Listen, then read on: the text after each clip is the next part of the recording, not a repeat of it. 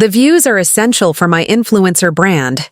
Vanessa's voice dripped with condescension as she posed against her floor-to-ceiling windows overlooking the glittering cityscape. Besides, someone needs to handle the building maintenance issues. On site, it's not like you have an active social life to interrupt. I stood in the gleaming marble lobby of the Monarch, our family's prestigious condominium building, clenching my fists as my younger sister flaunted her new 3,000-square-foot penthouse. The same penthouse that should have been co-owned by both of us after our grandfather's passing. Little did she know that a routine building code inspection would soon unravel everything she thought she was entitled to and reveal secrets our family had buried in the foundation for decades.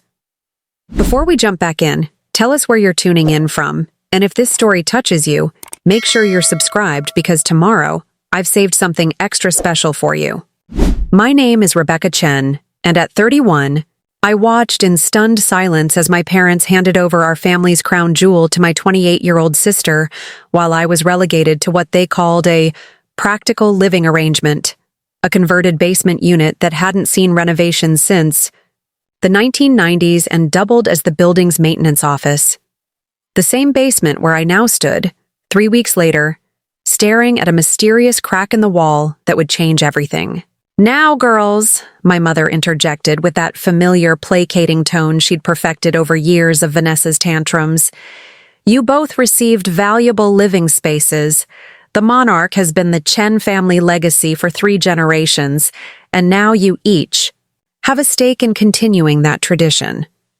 A stake. Right.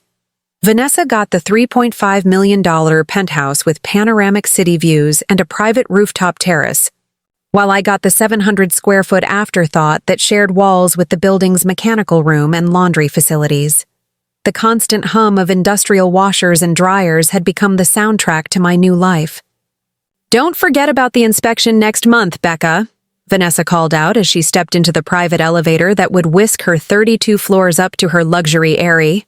"All those little maintenance issues are your department now. That's why it makes sense for you to be down there." The elevator doors closed on her perfectly practiced smile, cutting off any response I might have mustered. I gripped the keys to my new underground kingdom so tightly they left imprints in my palm.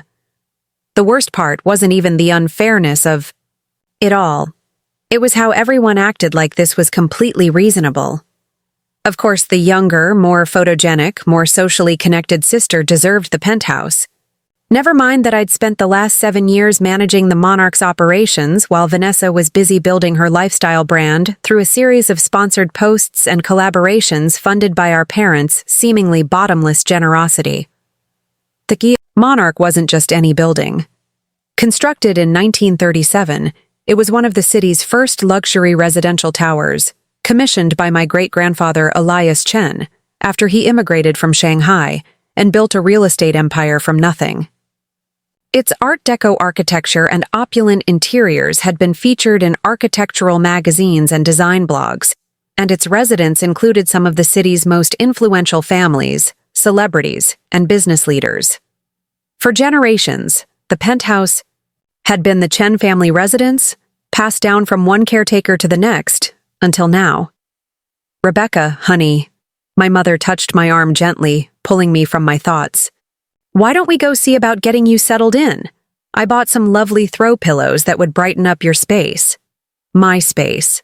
All 700 square feet of it, with its low ceilings, limited natural light, and the constant mechanical symphony of the building's inner workings vibrating through the walls.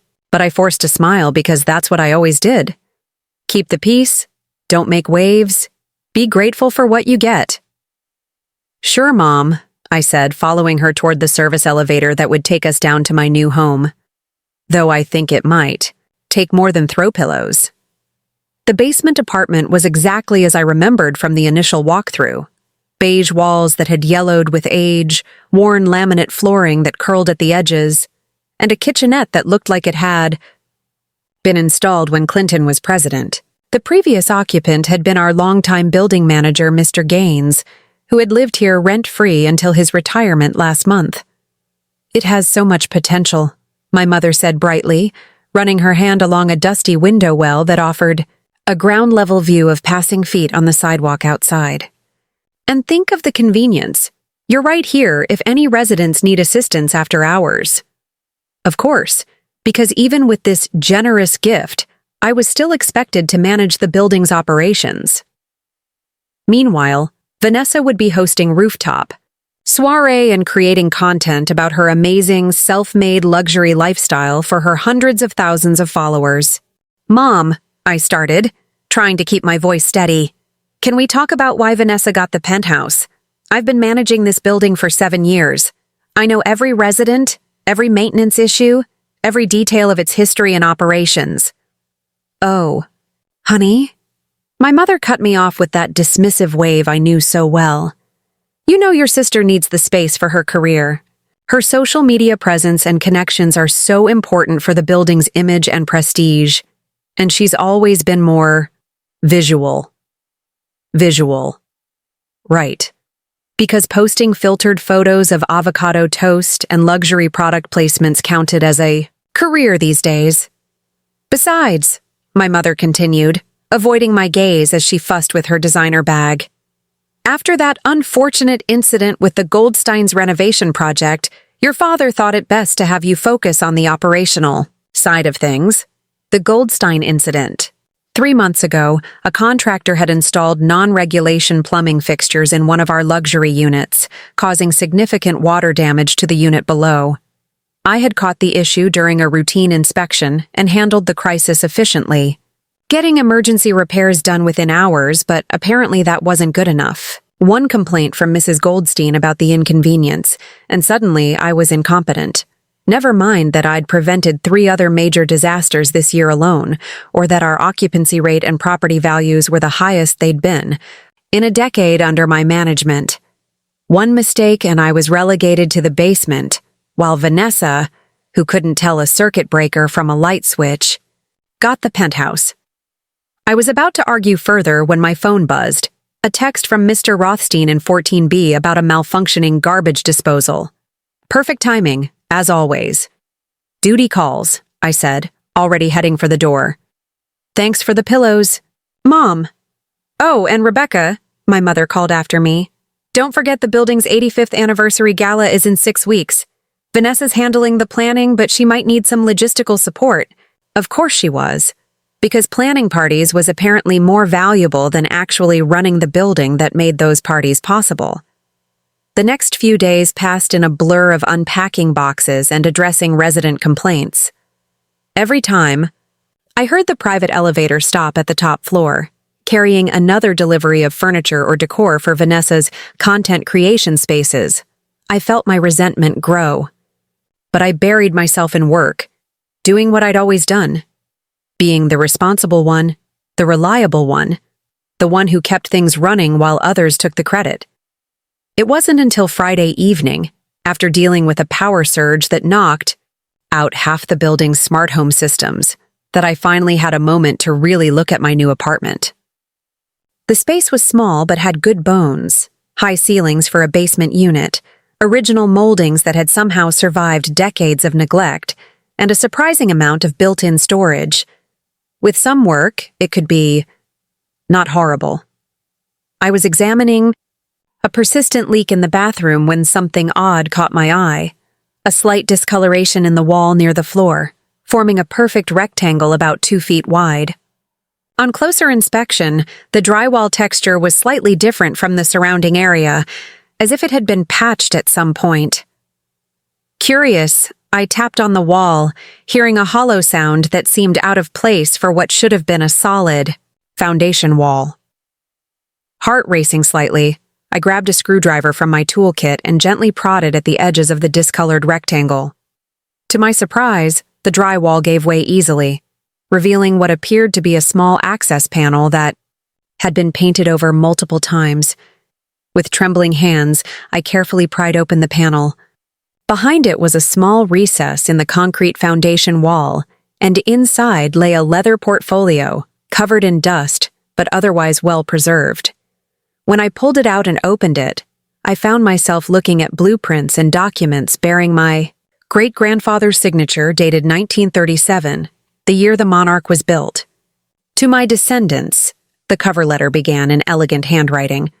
Preparing and narrating this story took us a lot of time, so if you are enjoying it, subscribe to our channel. It means a lot to us. Now back to the story. I have hidden these documents where only a true caretaker would think to look. The Monarch holds more secrets than our family has acknowledged, and more value than they know, to measure. I sat back against the bathroom wall, my mind spinning. According to our family history, Rebecca Chen had commissioned the Monarch as his architectural masterpiece after making his fortune in real estate development. But as I carefully examined the blueprints and accompanying notes, a different story began to emerge. A story of partnership, betrayal, and a secret that had been sealed in these walls for nearly a century. A loud thump from above, probably Vanessa rearranging her imported furniture for the perfect casual luxury Instagram shot, jolted me back to the present. I quickly took photos of several pages, then carefully returned the portfolio to its hiding place. Something told me I should keep this discovery to myself, at least for now. My phone buzzed with a text from Vanessa. Emergency meeting tomorrow about the anniversary gala. Don't be late. Wear something presentable. Potential sponsors will be there. I looked around my tiny basement apartment at the boxes still waiting to be unpacked, at the mysterious panel in the wall that had led me to this discovery. Maybe being relegated to the basement wasn't a punishment after all. Maybe it was exactly where I needed to be. The next morning, I arrived at the Penthouse precisely on time, wearing my most presentable outfit, a charcoal pencil skirt and ivory blouse that had served me well through countless resident meetings and property showings. Vanessa opened the door wearing what appeared to be loungewear that probably cost more than my monthly salary, her hair and makeup already camera-ready despite the early hour. "Finally," she said, ushering me into her immaculately decorated living room where floor-to-ceiling windows showcased the city sprawling below us like a personal kingdom. "Mom and Dad are on their way up. We need to finalize the gala plans." The Penthouse had been transformed in just a few weeks.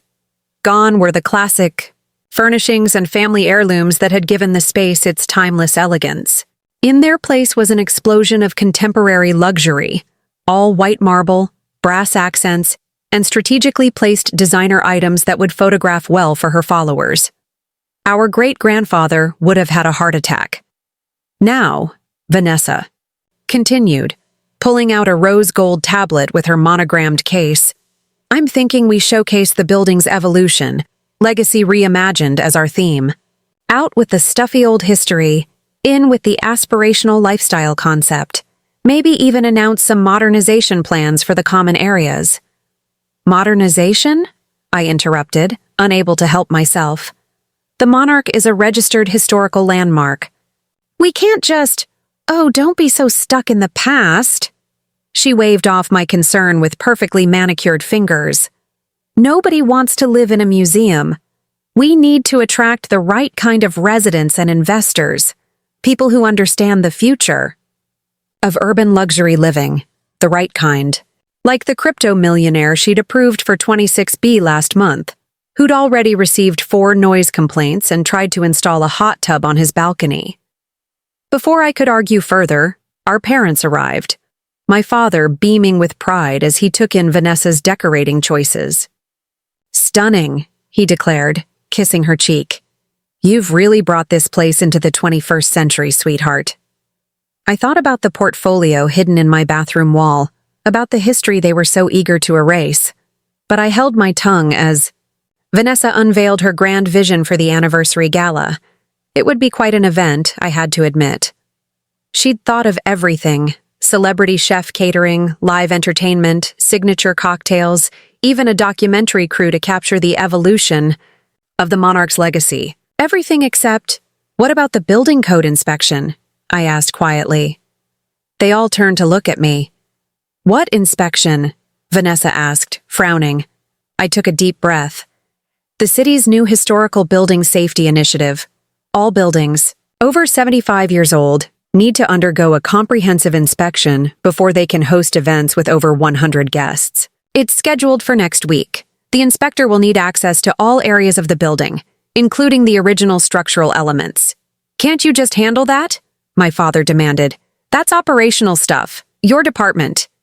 I will, I replied calmly. But given the extensive renovations Vanessa is proposing for the gala, I thought everyone should be aware. The inspector will need to approve any structural changes, even temporary ones. Well, make sure they do, Vanessa said, dismissively. I've already invited the editor of Architectural Digest to cover the event. If she only knew what I'd found in my walls, what secrets this building held. But looking at their excited faces, I realized they weren't ready for the truth. Not yet.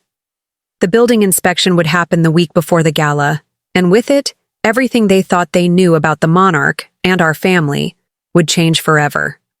I just had to wait. As I rode the service elevator back down to my basement apartment, I felt something I hadn't experienced in years. Anticipation. For once, being overlooked and underestimated might work to my advantage. While they were busy planning their grand reimagining of our legacy, I would be uncovering the truth about what that legacy really meant. The elevator doors opened to the basement level, and instead of feeling like I was descending into exile, it felt like I was stepping into a secret command center. My phone buzzed with another resident complaint, and I smiled to myself. Let Vanessa have her penthouse views and social media fame. I had something much more valuable, the truth buried in these walls, waiting to be revealed. And in just a few weeks, when the building inspector arrived, everyone would finally see it. The building. Inspection was set for exactly 2 weeks before the gala, which gave me precious little time to understand what I'd found hidden in my wall. That Sunday morning, with most of the building's wealthy residents out for brunch or weekend getaways, I carefully extracted the leather portfolio from its hiding place again. With a cup of coffee beside me and classical music playing softly to mask the sound of the laundry machines, I spread the contents across my small dining table. The blueprints were extraordinary, detailed architectural drawings of the Monarch, but with significant differences from the building as it currently existed. The most striking was a series of interconnected spaces beneath the building, spaces that, according to our current plans, shouldn't exist at all. Provisional cold storage and emergency shelter design, read the notations in elegant script, reinforced to withstand structural compromise above. According to the date stamps, these modifications had been made to the original design in 1939, as tensions in Europe escalated toward war. But that wasn't the most intriguing discovery. Tucked within the blueprints was a thin journal with entries, written in 2 distinct hands. One I recognized as my great-grandfather's from family documents, and another more delicate script that I didn't recognize. The entries alternated, like a conversation across time. Liu has finalized the shelter reinforcements, my great-grandfather had written in October 1939. The board remains unaware of the modifications. They would never approve wasting resources on safety measures for the service staff. But I cannot, in good conscience, leave them unprotected if the worst happens. The reply in the unknown handwriting. The additional cost is minimal compared to the peace of mind. I've incorporated the ventilation systems as we discussed, disguised as standard utility conduits. Your name may be on the building, Elias, but our vision is shared. History may forget my contribution, but the walls will remember. I sat back, my coffee forgotten. Liu?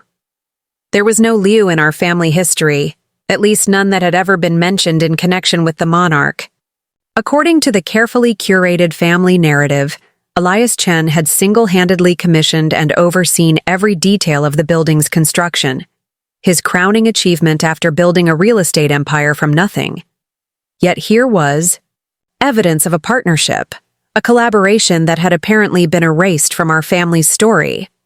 And even more intriguing were the references to hidden spaces beneath the building, spaces that weren't on any of the current floor plans. My phone rang, jolting me from my thoughts. It was Vanessa. Rebecca, I need you to handle something, she said without preamble when I answered. The contractor says we need special permits for the lighting installation I want for the gala. Something about historic preservation restrictions? Can you just take care of it? I'm doing a sponsored meditation retreat this afternoon and my phone will be off.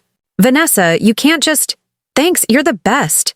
Oh, and can you meet with the documentary crew tomorrow?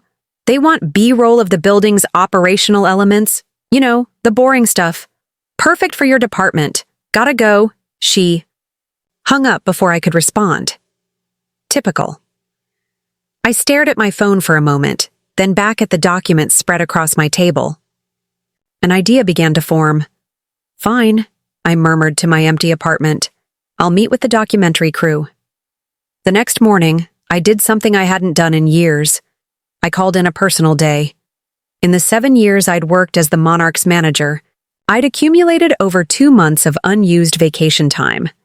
If there was ever a moment to use some of it, it was now. Instead of meeting Vanessa's documentary crew, I called an old college friend who now worked as a structural engineer specializing in historical buildings. May? It's Rebecca Chen.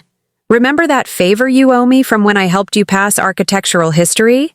I'm collecting. 3 hours later, May Lin stood beside me in the basement utility room of the Monarch, studying the building's current floor plans with a professional's critical eye. These service areas don't make sense, she said, pointing to a section near my apartment. The load-bearing calculations are off. According to these, there should be additional support structures here and here, but they're not accounted for in the renovations from the 80s. Could there be hidden spaces? Rooms that were sealed off during renovations? I asked, trying to keep the excitement from my voice. May looked thoughtful. It's not uncommon in buildings this old, especially if they underwent modifications during wartime. Do you have any original blueprints? I hesitated only briefly before pulling out my great-grandfather's hidden documents. These never came from me, I said as I handed them over. May's eyes widened as she examined the yellowed pages. Rebecca, these are incredible. The detail work alone. Wait.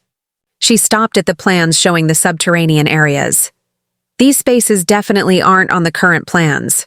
According to this, there should be an entire sublevel beneath us right now. How would we access it? I asked, heart racing.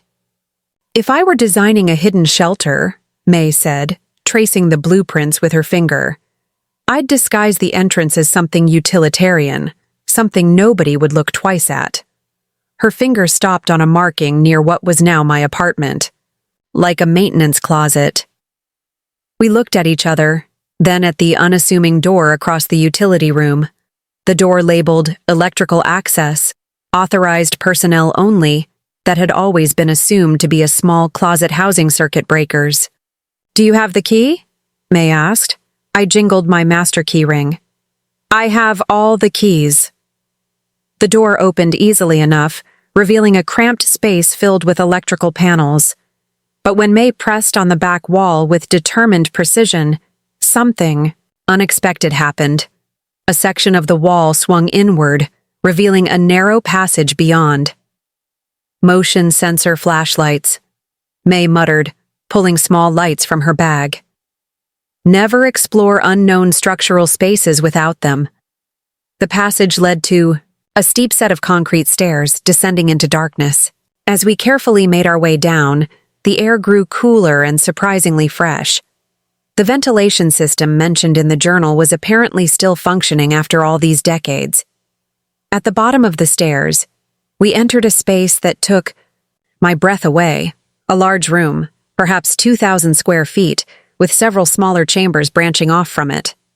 Despite decades of abandonment, the space was in remarkable condition: sealed concrete floors, reinforced walls, and evidence of what had once been a comprehensive emergency shelter. This is amazing, May whispered, her voice filled with professional admiration. The engineering work is decades ahead of its time, the ventilation system alone. But I was drawn to something else, a desk in what appeared to be a small office area, still holding papers and personal effects as if its occupant had just stepped away. On the wall above hung a framed photograph I'd never seen before. My great-grandfather Elias Chen standing proudly beside a Chinese woman in professional attire, both of them holding architectural tools in front of the Monarch during its construction. The inscription at the bottom read, Elias Chen and Liu Wei-ming, Chief Architects of the Monarch 1937, Chief Architects, plural. Rebecca, May called from across the room, you need to see this. She stood before a large metal cabinet. Inside, perfectly preserved, were hundreds of documents, technical drawings, correspondence, and photographs chronicling the true history of the Monarch's creation. And at the center of it all was Liu Wei-ming, a brilliant female architect whose contribution had been completely erased from the building's official history. According to these, May said, carefully examining the papers, she designed over 60% of the building, including all of the innovative structural elements that made it famous. Why isn't she credited anywhere? My hands trembled as I pulled out a sealed envelope addressed simply, to the finder. Inside was a letter written in the same delicate script from the journal. If you are reading this, it began, then you have discovered what the Chen family has sought to hide for generations. Elias and I created the Monarch as equal partners. But when the board learned that a woman, and a Chinese woman at that, had designed their prestigious building, they threatened to withdraw all funding. Elias fought for me, but ultimately we made a devil's bargain. My designs would be used, but his name alone would appear on them. I continued reading aloud, my voice echoing in the concrete chamber. The shelter you now stand in was our secret act of rebellion, a space designed for those the board considered expendable, the service staff, the maintenance workers, the invisible people who make their luxury possible. Remember, the true value of a building lies not in how it looks from the penthouse, but in how it protects those at its foundation. May and I spent hours documenting everything we found, photographing documents, capturing video of the space, recording measurements and structural details. By the time we emerged from the hidden shelter, evening had fallen, and my phone was flooded with missed calls and increasingly irritated texts from Vanessa about the documentary crew I'd stood up. This changes everything about the inspection, May said as we sat in my apartment, surrounded by our findings. These spaces need to be evaluated for safety, especially if your sister is planning a major event. Some of these systems integrate with the building's main infrastructure. That's why they're still functioning after all this time. If the inspector discovers the shelter, I began. They absolutely will, May confirmed. The discrepancies in the load calculations alone will raise red flags. Plus, there are access points from other areas of the basement level. See these markings? That's likely another concealed entrance near the north stairwell. I thought about the anniversary gala, about Vanessa's grand plans to reimagine our family's legacy, about the documentary crew capturing it all for posterity, about the truth that had been buried beneath our feet for generations. The inspection is in 10 days, I said. What do you think I should do with all this until then? May considered this carefully. From a structural engineering standpoint, nothing in what we found suggests the building is unsafe. Quite the opposite. Liu's designs are extraordinary, and these hidden spaces actually enhance the building's structural integrity. But from a historical perspective, she looked me directly in the eyes. This is significant, Rebecca. Liu Wei-ming deserves recognition for her work. Your great-grandfather clearly wanted her contribution acknowledged, or he wouldn't have preserved all this evidence. I nodded slowly, looking around my small basement apartment with new eyes. I'd been so resentful of being relegated to this space, seeing it as a punishment or a consolation prize. But maybe, just maybe, I was exactly where I needed to be, where I could discover the truth that had been waiting patiently in these walls for someone who would actually look. My phone buzzed again, Vanessa demanding I come up to the penthouse, immediately to explain my unprofessional behavior with her documentary crew. For once, I didn't jump to respond. I need to approach this carefully, I told May as I walked her to the lobby. My family is complicated. Families usually are, she replied with a knowing smile. But Rebecca? That woman's work deserves to be known. Don't let it stay buried. After May left, I returned to my apartment and carefully secured the documents in a waterproof lockbox, which I then hid in a different location, behind a loose panel in my closet. The building inspection would reveal some of what we'd found, but how that revelation unfolded was still within my control.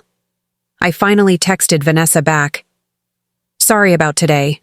Something urgent came up with the building systems. I'll explain everything at the inspection next week. Her reply was immediate. Whatever. Just make sure it doesn't interfere with the gala plans. The feature in Architectural Digest is confirmed.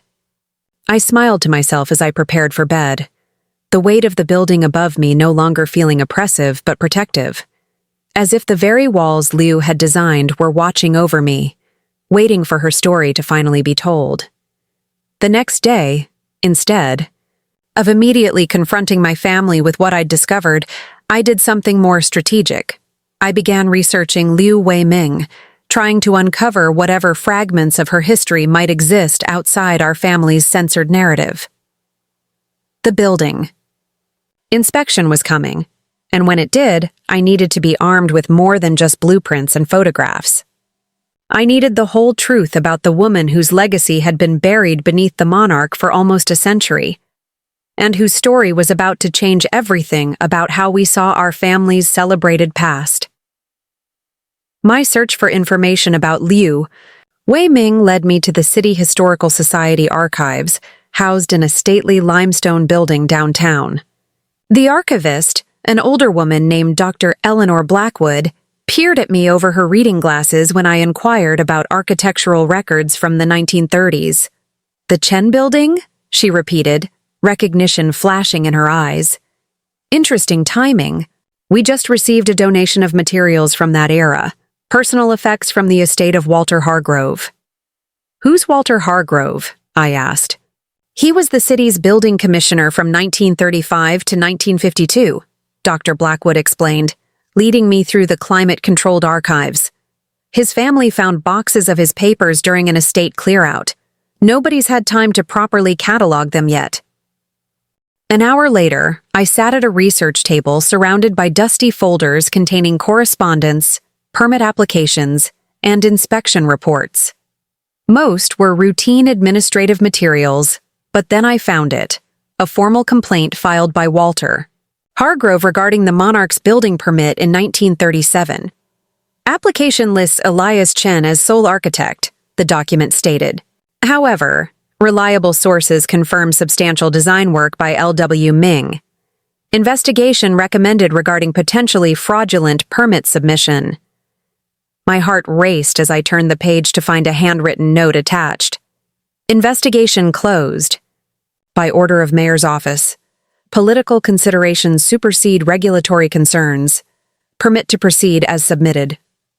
Dr. Blackwood noticed my excitement. Found something interesting? I hesitated, then decided to take a chance. I'm trying to learn about an architect named Liu Weiming who may have worked on my family's building, the Monarch. Dr. Blackwood's eyebrows shot up. Liu Weiming? Well, that's a name I haven't heard in decades. She lowered her voice. Come with me. She led me to her private office and unlocked a cabinet, removing a worn leather-bound book. This is the unpublished memoir of Harriet Stanton, one of the first female architects licensed in this city. I've been editing it for potential publication. She flipped to a marked page and pointed to a passage. The most brilliant architectural mind I encountered was not among my American colleagues, but in a Chinese immigrant named Liu Weiming. Educated at Shanghai's top technical institute, she designed solutions that left the rest of us in awe. Yet no firm would hire a Chinese woman, so she worked in the shadows for those who would take credit for her genius. Rumor had it that the Monarch, celebrated for its innovative structure, was largely her creation, though she was never publicly acknowledged. I read the passage twice, my throat tight with emotion. Why isn't she mentioned in any official records? The 1930s weren't kind to immigrant women with ambition, Dr. Blackwood said gently, especially Chinese immigrants during that period. For her work to be built at all, she likely had to accept anonymity. Or form a partnership with someone who had the right connections, I murmured. Like Elias Chen, Dr. Blackwood nodded. A successful Chinese-American businessman would still face discrimination, but he could at least get a meeting with investors. She studied me with sudden realization. Chen? Are you related to Elias Chen? He was my great-grandfather, I admitted. Dr. Blackwood's expression softened. Then perhaps you should see this too. She pulled a large archival folder from another cabinet. Inside was a yellowed newspaper clipping from 1963, a small obituary that most would have overlooked.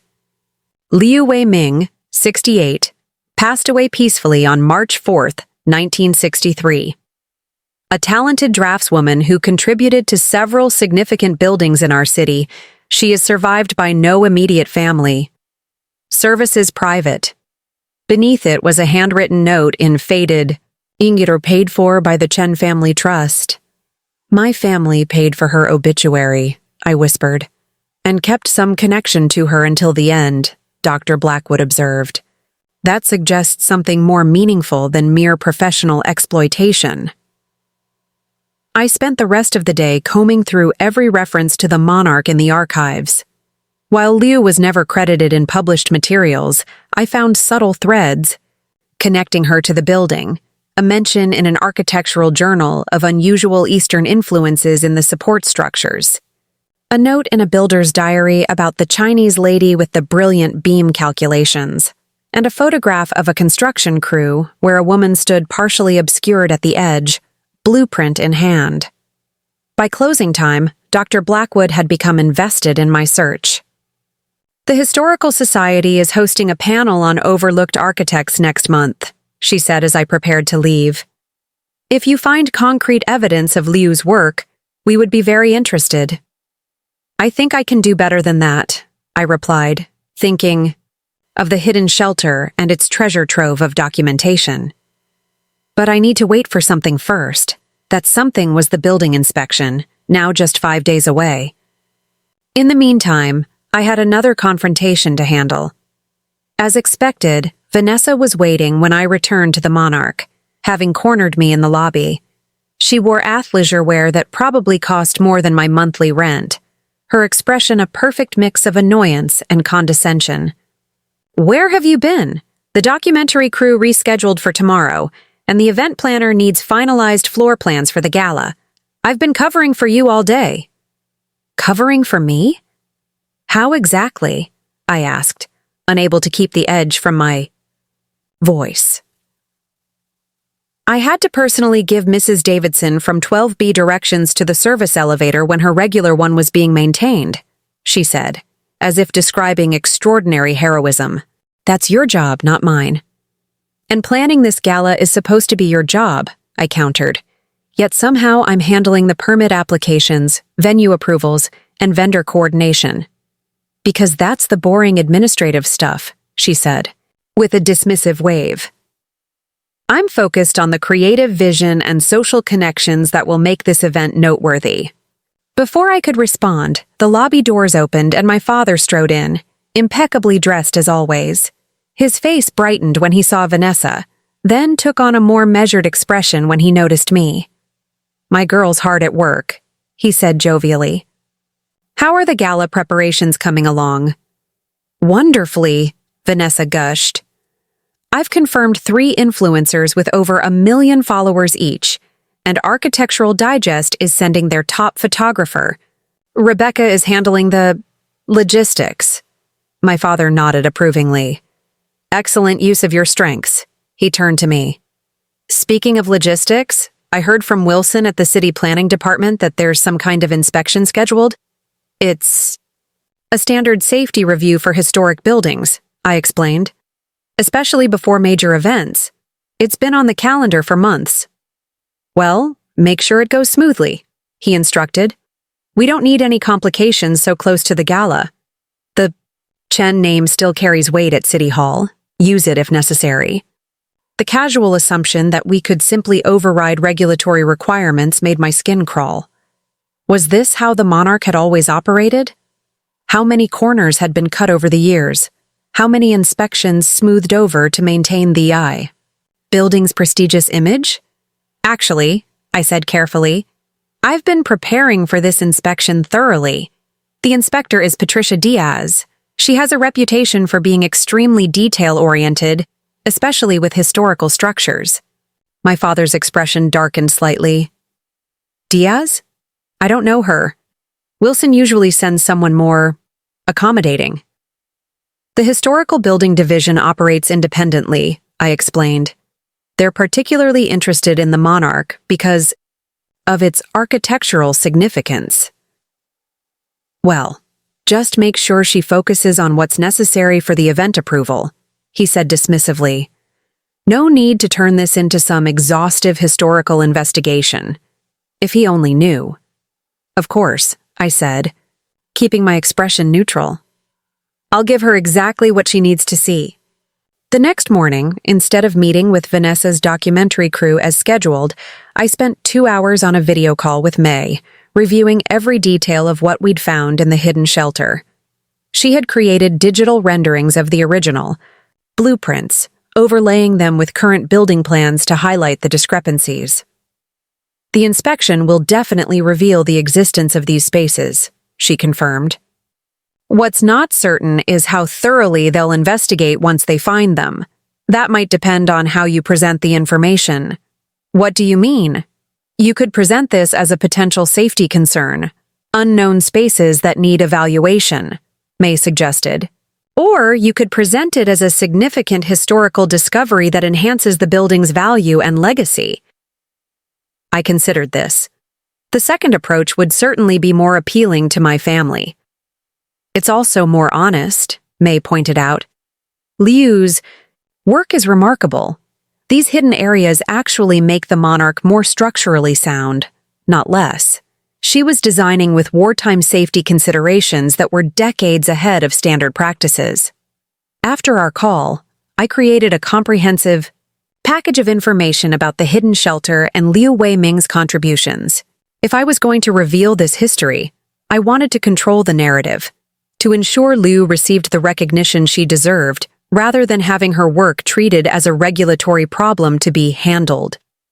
That afternoon, I finally met with Vanessa's documentary crew, a pair of earnest filmmakers who had been hired to create a legacy piece about the Monarch for the gala.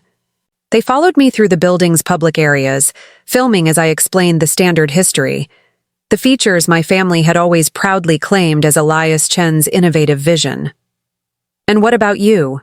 the director asked as we finished the tour. How does it feel to be part of this legacy, working in the building your great-grandfather created?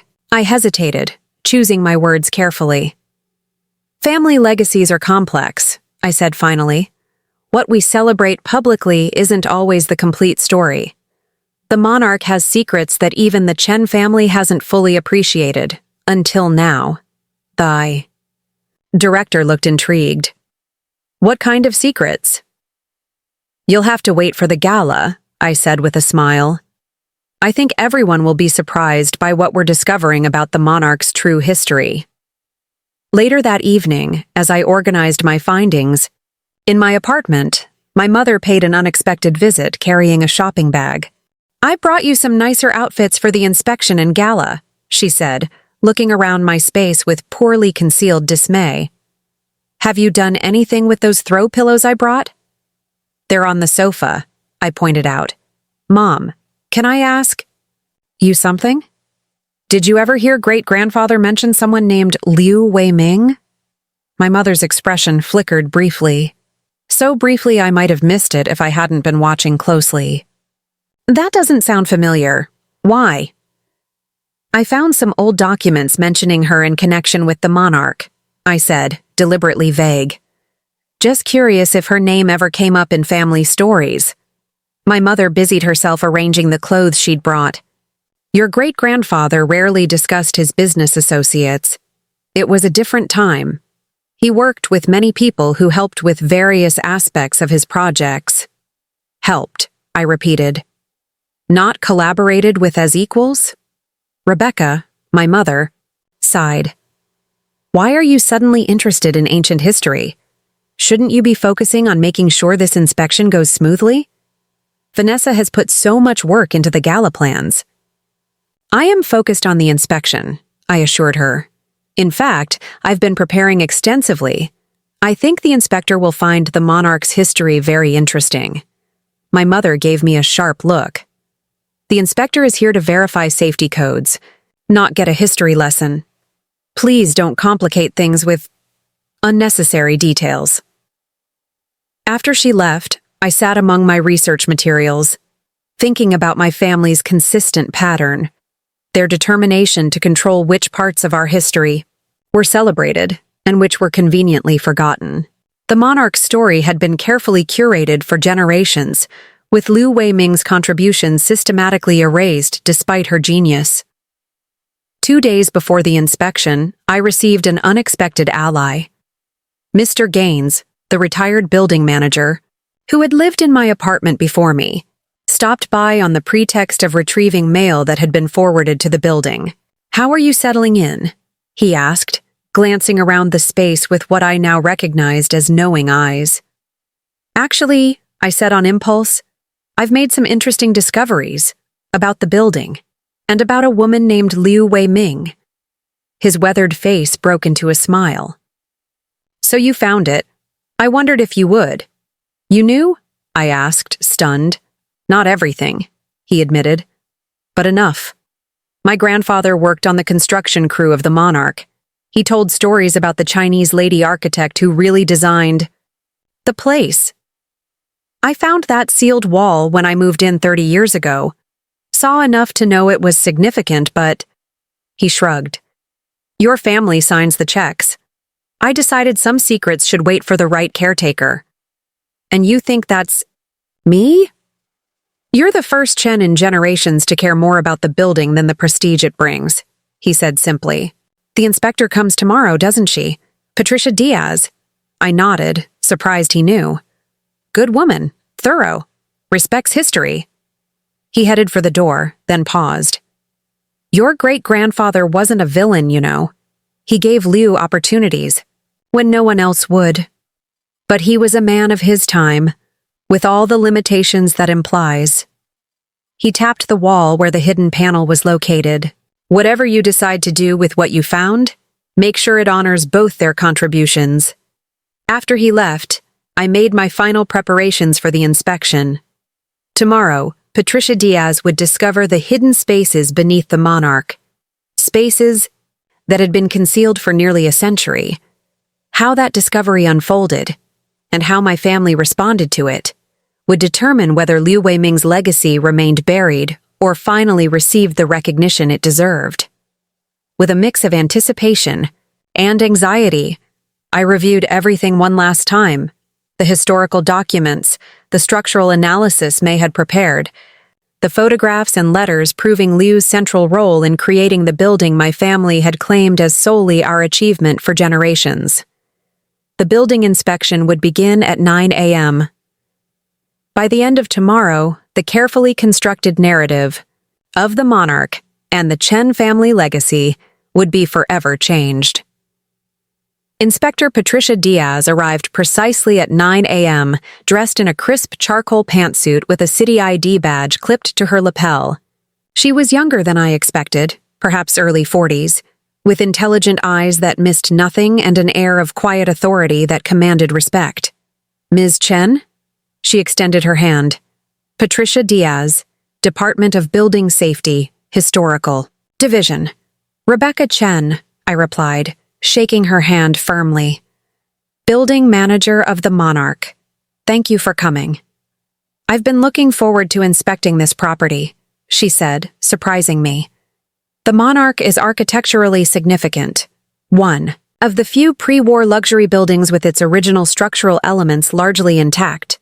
Before I could respond, Vanessa appeared in the lobby, as if summoned by some sixth sense that someone important had arrived.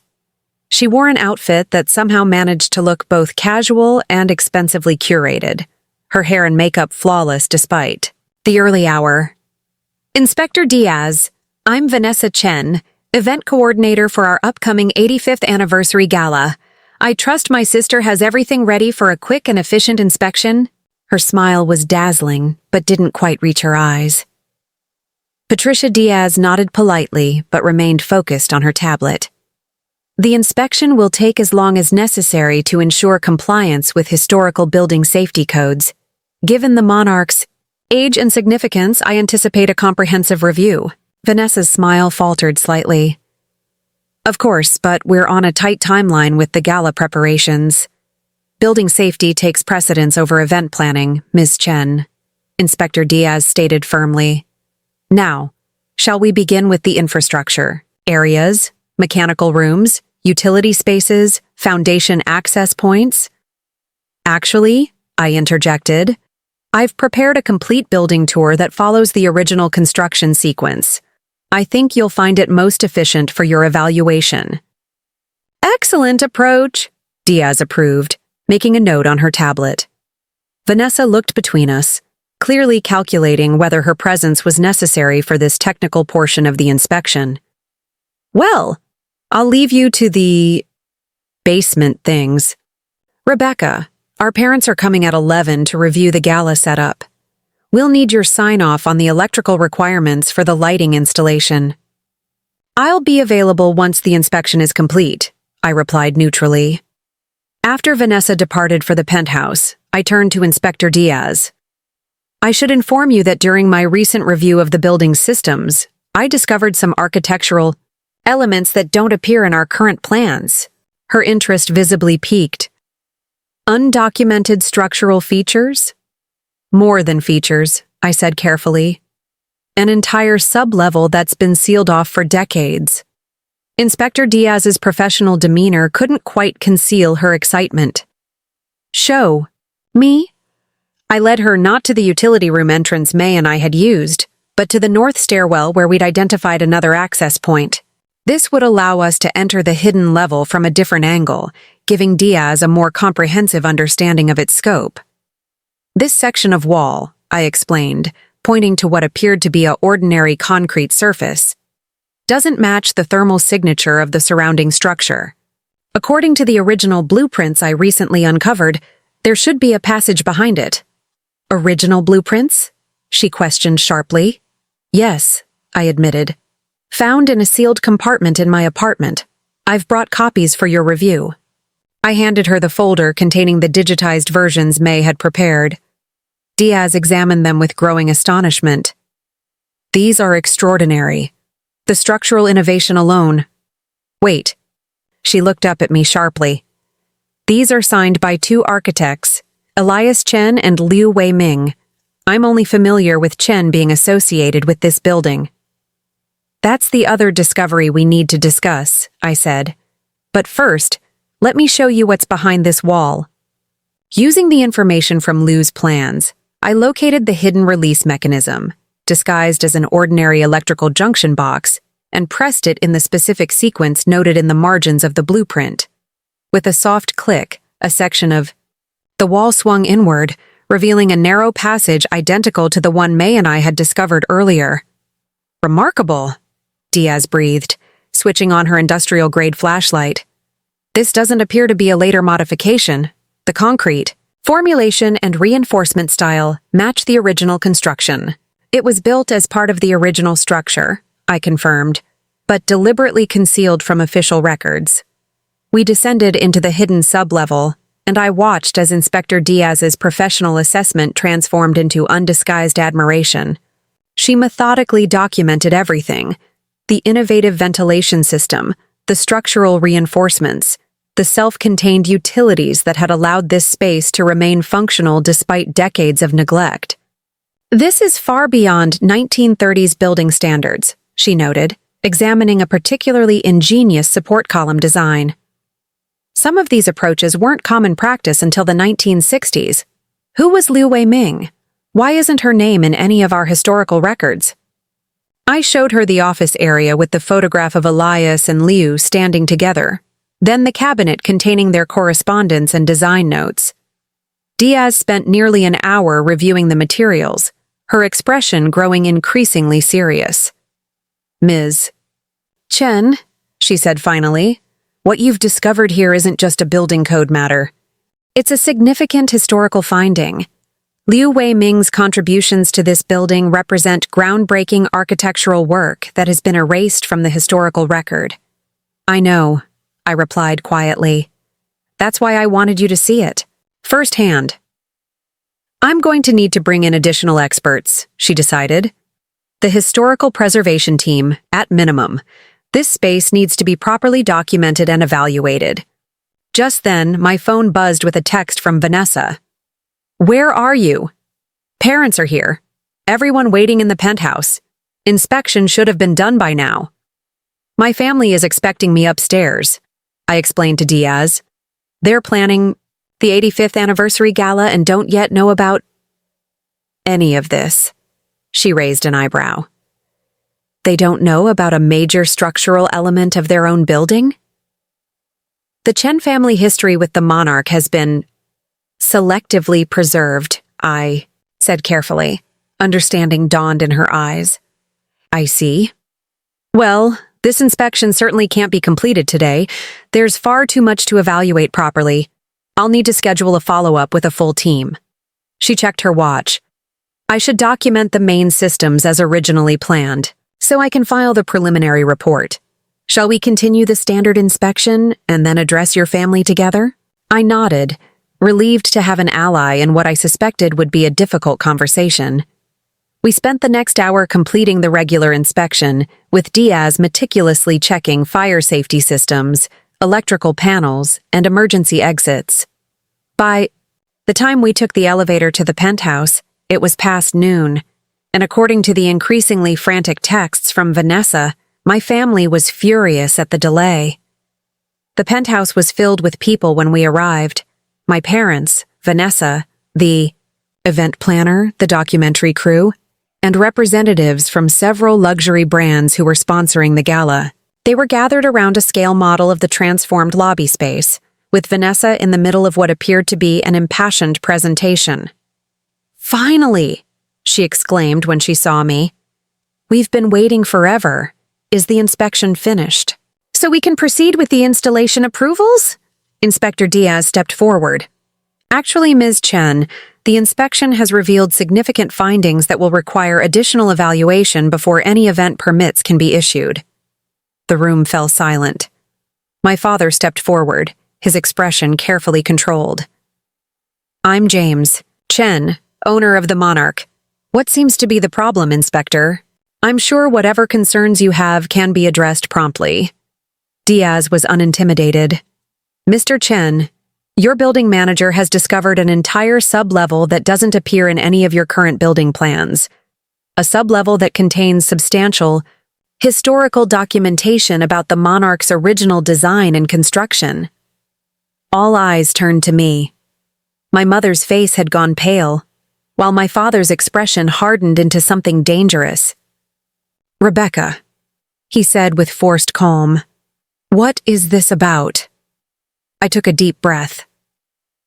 "I found hidden architectural plans in my apartment, the basement apartment that used to be Mr. Gaines's residence.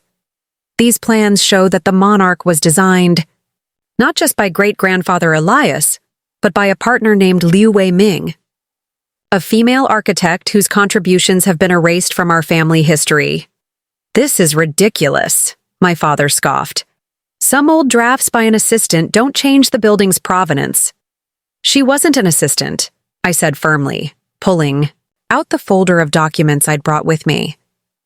"She was a full partner, and there's an entire shelter level beneath the building that she designed, a level that's still structurally sound after nearly a century." The documentary filmmaker had quietly begun recording, his camera capturing the unfolding drama. Vanessa noticed and tried to signal him to stop, but he pretended not to see. "Perhaps we should discuss this privately," my mother suggested, eyeing the gathered crowd nervously. "Actually," Inspector Diaz interjected, As this impacts the building's historical designation and safety certification, it's a matter of public record. She turned to me. Ms. Chen, would you like to share what you've discovered about Liu Weiming's contributions to the Monarch? It was the moment I'd been preparing for. With all eyes on me, including the documentary camera, I laid out the evidence methodically. The original blueprints with both signatures, the correspondence between Elias and Liu showing their collaborative process, the photographs documenting their partnership, the innovative structural elements that had been decades ahead of their time. The shelter level alone would qualify for historical protection, I explained, showing the detailed plans.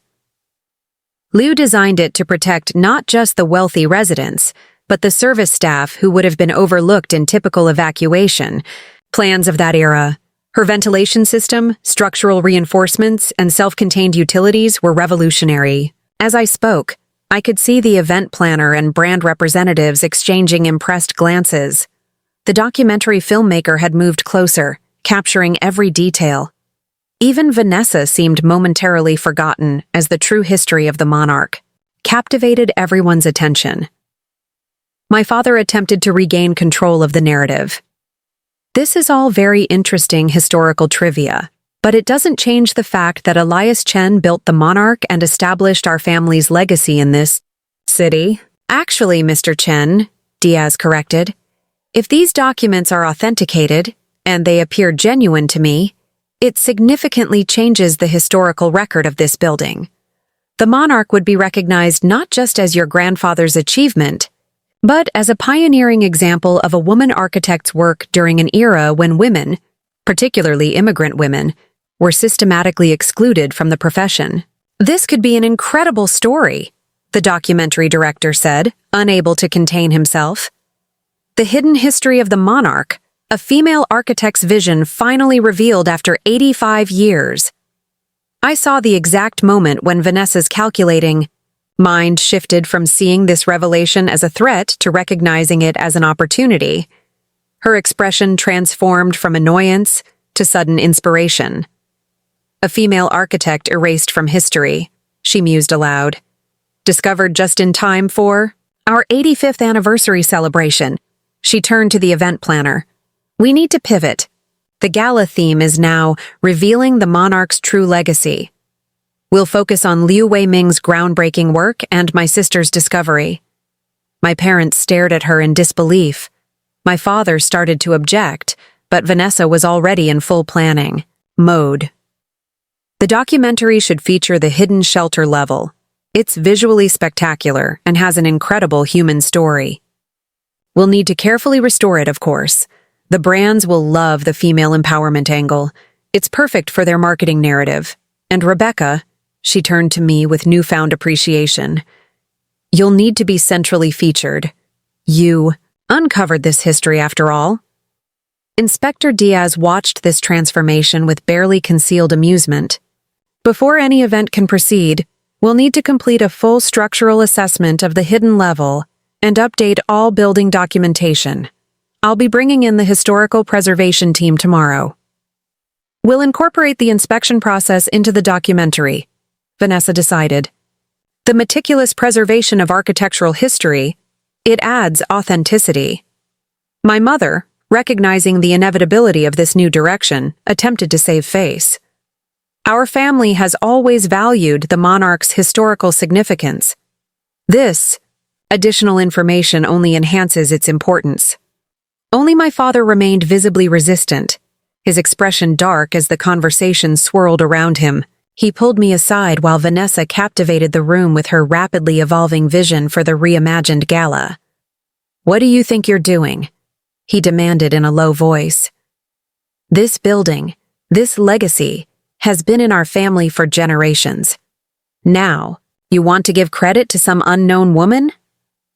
She wasn't unknown to great-grandfather, I replied calmly. He preserved all this evidence. He wanted the truth to come out eventually, and her work deserves recognition. This will change everything about how people see the Monarch, how they see us. Maybe it should, I said.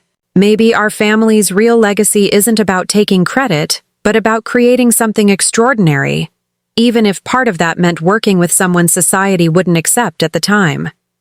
He had no answer for that, but his expression suggested our conversation was far from over. As the impromptu meeting broke up, with Vanessa leading the excited group to tour potential exhibition spaces for Liu's work, Inspector Diaz approached me again. "The Historical Division will want to interview you extensively about your discovery," she said. "And fair warning, once this becomes public, there will be significant academic and media interest." "I understand," I replied. "I just want to make sure Liu Weiming finally receives the recognition she deserves." "Based on what I've seen today," Diaz said with a smile, "I'd say that's now inevitable. Sometimes buildings keep their secrets until exactly the right moment, and the right person comes along to reveal them." As everyone filed out, I remained in the penthouse for a moment, looking out through the floor-to-ceiling windows that had once symbolized everything I'd been denied. The view was still spectacular, the luxury still evident in every detail, but somehow it all seemed less important now. The real treasure of the Monarch wasn't its penthouse or its prestigious address. It was the brilliant, hidden legacy that had been waiting all these years in the foundation, in the very walls that Liu Ai had designed to stand the test of time. The building code inspection had revealed far more than safety violations or undocumented spaces. It had uncovered the truth about who we were, as a building, as a family, and as inheritors of a legacy far more complex and remarkable than the simplistic story we'd told ourselves for generations. And from my vantage point in what had once been dismissively called the basement, I had discovered what those in the penthouse had never bothered to see. 3 months after the inspection that changed everything, I stood in the transformed sublevel of the Monarch, now officially named the Liu Weiming Innovation Center. What had once been a hidden shelter had been carefully restored and converted into a museum-quality exhibition space that would be officially unveiled at tonight's gala. The shelter's original architectural elements remained intact, but now they were highlighted with tasteful lighting and informative displays that explained Liu's revolutionary design approaches. Her drafting table had been returned to its original position in what had been her private office, surrounded by her tools and personal effects that we'd discovered in storage trunks sealed since the 1960s. "Ms. Chen? The Times reporter is here, for your interview," called Jasmine, my new assistant. Once word of our discovery had spread through architectural and historical circles, the Monarch had been inundated with interest. What had begun as a simple 85th anniversary celebration had evolved into a major cultural event, with Liu Weiming's name now mentioned alongside pioneering female architects like Julia Morgan and Marion Mahoney Griffin. The reporter, a thoughtful woman with a background in architectural history, walked slowly through the exhibition, taking in the detailed timeline of Liu's life and work that now adorned the walls. "This is extraordinary," she remarked. "To think this space existed beneath the building all these years, completely undocumented." "Not completely," I corrected, pointing to the original blueprints displayed in a climate-controlled case. "Liu and my great-grandfather documented everything, meticulously. The plans were just selectively shared with the outside world." "And how has your family responded to these revelations?" she asked, notebook poised. I considered my answer carefully. The past 3 months had brought seismic shifts not just to the Monarch, but to the dynamics within the Chen family. "They've adapted in their own ways," I said diplomatically. "Change is rarely comfortable, especially when it challenges long-held narratives." What I didn't share was the heated argument that had erupted the day after the inspection, when my father had discovered I'd already contacted the Historical Society about formally adding Liu Weiming's name to the Monarch's historical designation. "You had no right," he'd shouted, his face flushed with anger. "This building is our legacy, the Chen legacy." "It's Liu's legacy too," I'd responded calmly. "Great-grandfather knew that. That's why he preserved all this evidence." He preserved. It privately, my father had countered. If he'd wanted this made public, he would have done it himself. Times were different then, I'd pointed out. What wasn't possible in his lifetime is possible now. Don't you think he'd want Liu to finally receive recognition for her genius? That question had struck something in him. A memory, perhaps, of his own grandfather's values. He'd fallen silent, then left without another word. Our relationship remained strained, but he'd stopped actively opposing the changes. Your sister seems to have embraced the discovery enthusiastically, the reporter noted, breaking into my thoughts. Her social media campaign about Liu Weiming has gained significant traction. I smiled despite myself. If there was one completely predictable outcome of this whole situation, it was Vanessa's ability to position herself advantageously within the new narrative. Vanessa recognizes a compelling story, I acknowledged.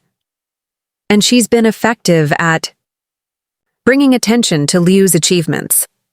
What I didn't add was that Vanessa had completely rebranded herself as a champion of overlooked female creators, launching a podcast called Hidden Brilliance that featured interviews with contemporary women in architecture and design.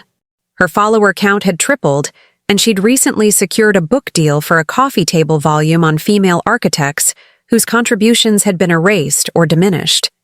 And you've moved into a new role as well, the reporter observed. Executive, Director of Building Heritage and Operations, a position created specifically for you, I understand. This was the most unexpected transformation of all. 2 weeks after the inspection, the Chen Family Trust, which technically owned the Monarch, had called an emergency meeting. My mother had presented a restructuring proposal that elevated me to a new executive position, with authority over both the building's operations and its historical preservation.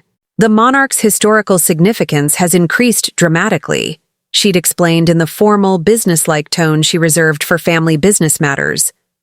We need someone who understands both its operational needs and its architectural importance. Rebecca is uniquely qualified.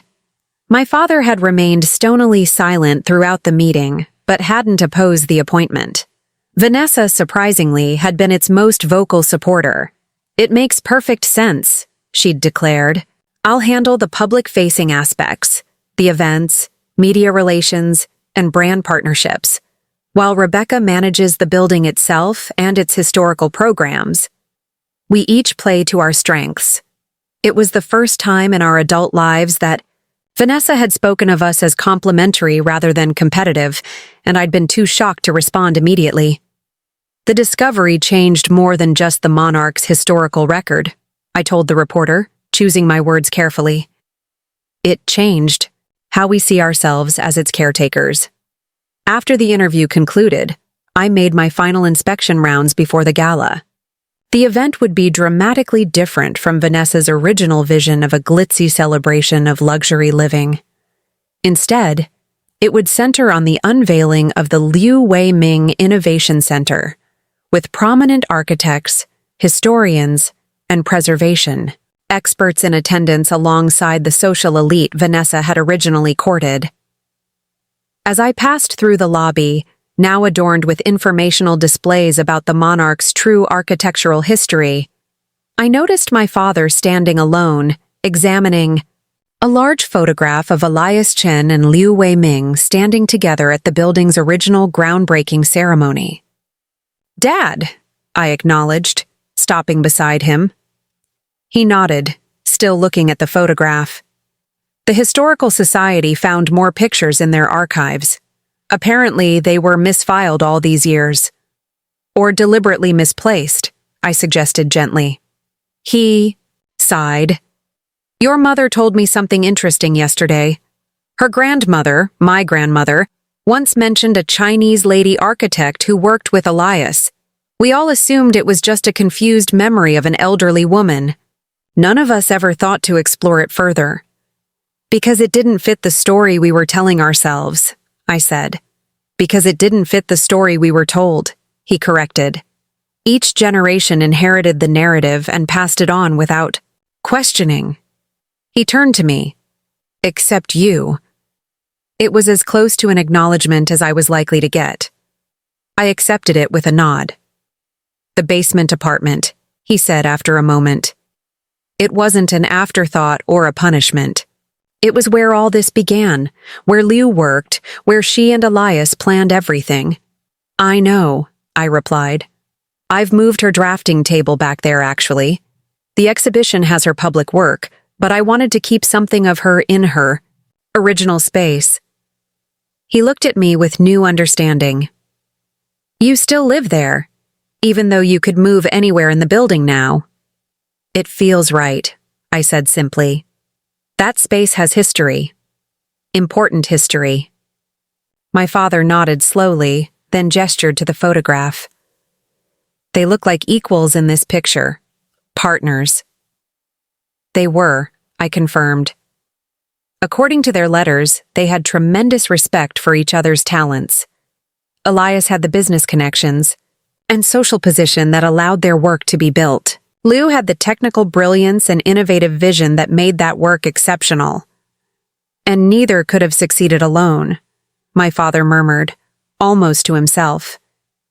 Before we could continue this unprecedented conversation, Vanessa swept into the lobby surrounded by her usual entourage of assistants and photographers. She wore a striking architectural-inspired gown that somehow managed to be both avant-garde and flattering. There you both are, she exclaimed. The documentary crew needs final interviews before guests arrive, and the New Yorker writer wants additional quotes about Liu's influence on modern, sustainable design principles. She paused, taking in our serious expressions. Am I interrupting something important? Just looking at history, my father said, his voice gruff but not unkind. Vanessa glanced at the photograph. They made quite a team, didn't they? Hiding in plain sight all these years. She turned to me with unexpected sincerity. Like the building inspector said that day, sometimes secrets reveal themselves at exactly the right moment to exactly the right person. I blinked, surprised to hear my own thoughts echoed back to me by my sister. The gala starts in 2 hours, she continued, back to her efficient self. Rebecca, the preservation committee wants a private tour of the shelter level before the public unveiling. Dad, the mayor has requested you join his table for dinner. As they walked away together, I marveled at how Vanessa had effortlessly incorporated our father into her new world order.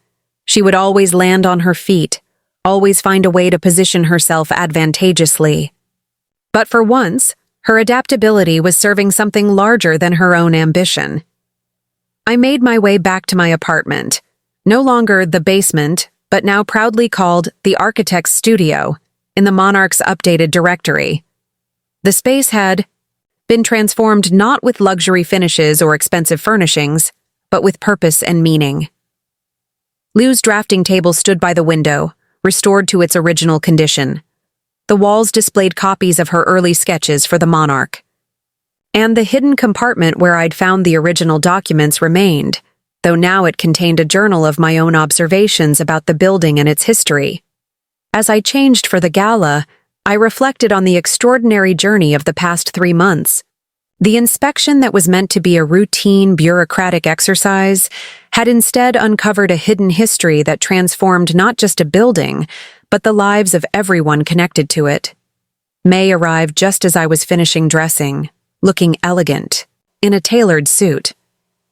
After her crucial role in authenticating Liu's work, she had been hired as the Monarch's consulting structural engineer, with special responsibility for maintaining the historical integrity of Liu's innovative systems. Ready for the big reveal? She asked, handing me a small package. I brought you something for good luck. Inside was a vintage drafting compass, similar to the one visible in Liu's hands in several photographs. It belonged to my grandmother, May explained. She wasn't allowed to study engineering formally, but she taught herself from books and eventually worked as a calculator for a bridge company. She would have admired Liu and you. Deeply touched, I carefully placed the compass on Liu's drafting table. It belongs here, with her spirit. Speaking of spirits, May said with a sly smile, I heard an interesting rumor from the construction crew working on the exhibition space. Several of them reported feeling like they were being watched while they worked, like someone was checking their measurements and making sure they got the details right. The Monarch has good bones, I said, smiling at the thought of Liu's perfectionist ghost supervising the restoration of her work. The building knows who really created it. As we made our way upstairs to the main event, I paused in the lobby, now transformed into a celebration of both Elias Chen and Liu Wei-ming's collaborative vision. Their photographs hung side by side, equal in size and prominence. The architectural models showcased their joint innovations. The historical timeline acknowledged both their contributions. The hidden shelter level would open to the public tonight, revealing Liu's most forward-thinking designs. The spaces created to protect not just the wealthy residents above, but the service staff who had been invisible to most architects of that era. Her compassionate engineering, once concealed behind walls of prejudice and convention, would now be studied by architects and engineers from around the world. Vanessa appeared at the top of the grand staircase, every inch the poised hostess in her architectural gown. "Rebecca, the press is asking for joint photos of us, the Chen sisters who uncovered and championed the Monarch's true history." She descended with practiced grace, then surprised me by taking my hand. "We make a good team, don't we? When we're not competing for the same spotlight." For once, her words held no trace of manipulation or calculation, just a simple acknowledgement of truth. "Different spotlights suit us better anyway," I replied with a smile. As we moved toward the waiting photographers, I caught a glimpse of my reflection in the original brass elevator doors. I no longer saw someone relegated to the background, overlooked and undervalued. I saw the woman who had uncovered a buried truth, who had changed the narrative not just for Liu Wei-ming, but for the Chen family itself. The basement that was meant to diminish me had instead elevated me. The history my family had tried to simplify had become our greatest strength, and Liu Wei-ming's hidden legacy had finally found its voice through the most unlikely advocate, the Chen who preferred the foundation to the penthouse. The building. Inspector had been right that day. Sometimes secrets reveal themselves at exactly the right moment, to exactly the right person. And sometimes, the view from below shows you truths that those at the top will never see. Up next, you've got 2 more standout stories right on your screen. If this one hits the mark, you won't want to pass these up. Just click and check them out. And don't forget to subscribe and turn on the notification bell so you don't miss any upload from us.